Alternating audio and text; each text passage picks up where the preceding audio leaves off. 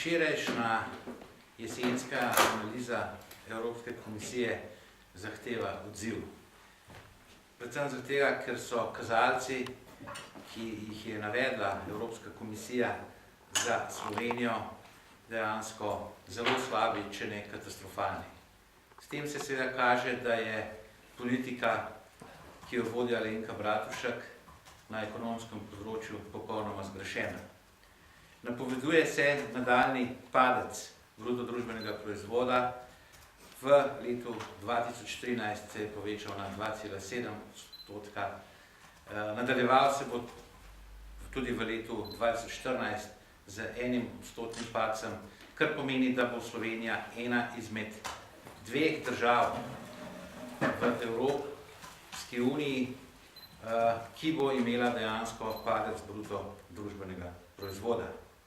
Prav tako se bo povečeval primanjkljaj, in sicer 5,8% primanjkljaj je napovedan za leto 2013, 7,1% za leto 2014, pri čemer so upoštevane napovedi vlade glede zneska, ki bo potreben za dokapitalizacijo bank. Seveda se o tem, kolikšna bo potrebna dejanska dokapitalizacija, danes še ne ve, čeprav nekateri kazalci in informacije kažejo na to, da bo potrebna dokapitalizacija v veliko večjem znesku, kot je sedaj ta napoved.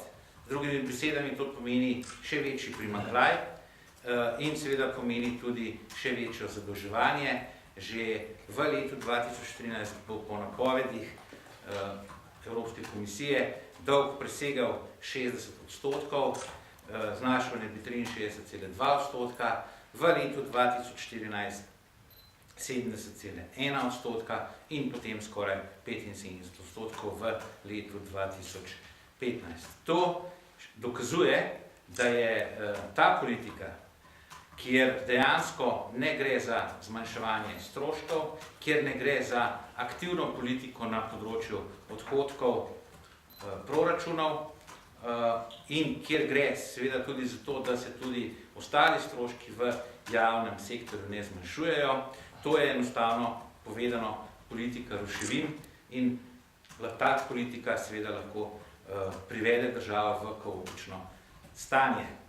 Samo zviševanje davkov ni rešitev, vendar ta vlada kaj drugega v zadnjih mesecih ni počela, kot da je zviševala davke.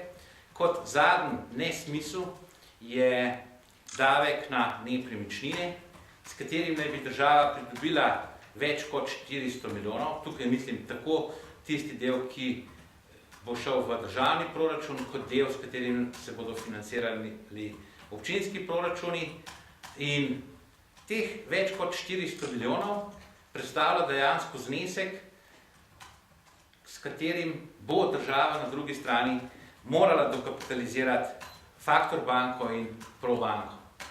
Kar z drugimi besedami pomeni takšen znesek, ki bo pobran od državljanov in državljank z davkom na nepremičnine, ga bo potem ta vlada dejansko dala v dve banki, ki sta v zasebni lasti, ki sta majhni banki in ki sta bili dejansko banki posameznih političnih struktur in ki sta sedaj v nekem nadzorovanem postopku, ki ni stečajni postopek in je po našem mnenju seveda to napačen postopek, kajti nadzorovana likvidacija seveda pomeni lahko tudi reševanje te banke in kot kaže, bo dejansko vlada s 430 milijoni osrečila vse, ki so sodelovali s tema dvema bankama. To je vsekakor napačna politika, tudi na področju bančništva in takšno politiko ne bo možno voditi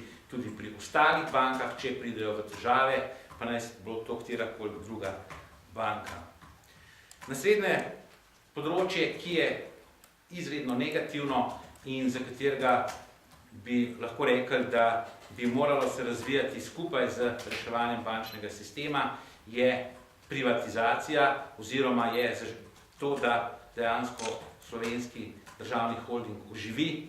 Kot vidimo, tega ni. in ker tega ni, ne bo novih lastnikov in tudi, če se bo zgodila sanacija bančnega sistema, brez tega, da bi sanirali tudi gospodarstvo, dejansko ne bo nobenih dolgoročnih učinkov, no se zadnje, če se to ne zgodi, se bo kriza v še hujši obliki lahko ponovila v obdobju naslednjih 5 let. Glede na kazalce, ki jih je včeraj objavila Evropska komisija, je vprašljivo, kaj se bo zgodilo z predlogom proračuna za leto 2014 in za leto 2015. Za leto 2014 gre za popravek. Predvsem, kakšen bo odziv Evropske komisije na ta proračun. Namreč, napovedi Evropske komisije so popolnoma drugačni, kot so napovedi, ki jih je ta vlada objavila v proračunu za leto 2014, kjer je navedla, da bo primanjkljaj manj kot 3% bruto družbenega proizvoda. Tukaj seveda je nekaj narobe, tukaj so neki podatki napačni in dvomim, da se je Evropska komisija zmotila. Verjetno so napačni podatki tisti, ki jih je predložila ta vlada v proračunu za leto 2014 in za leto 2015. Glede na to, da je vprašanje pravzaprav, ali gre lahko v Sloveniji še slabše ob takšnih ekonomskih in finančnih ukrepih te vlade, se postavlja tudi vprašanje, da minister za finance in guverner Banke Slovenije nista začudena glede teh rezultatov. No, zadnje pravijo, da je bilo to pričakovano. Kaj ti gospodje pričakujejo v prihodnje in kaj pričakuje Alenka Bratušek v prihodnje, najbrž vedo samo oni. Vendar tudi njihove napovedi so bile drugačne, tudi napovedi, da smo dejansko že iz krize, da grejo zadeve gospodarstvo, da grejo makroekonomski kazalci navzgor. Te napovedi dejansko ne držijo in jih ne potrjujejo izračuni Evropske komisije. Zaradi tega je to zelo zaskrbljujoče.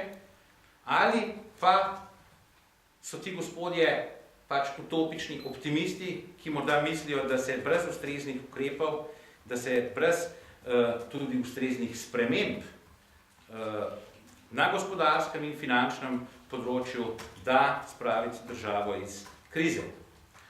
Zadeve so zelo resne, ne bom rekel alarmantne, in mislim, da bi se morala ta vlada, predvsem pa predsednica vlade, zamisliti, ali ni s tem, ko je prevzela to vodenje vlade, dejansko obula prevelike čevlje. Namreč zadeve ne grejo navzgor in če misli, da ni sposobna voditi države v smeri iz krize, potem bi bilo seveda dobro, da razmisli o odstopu. Hvala.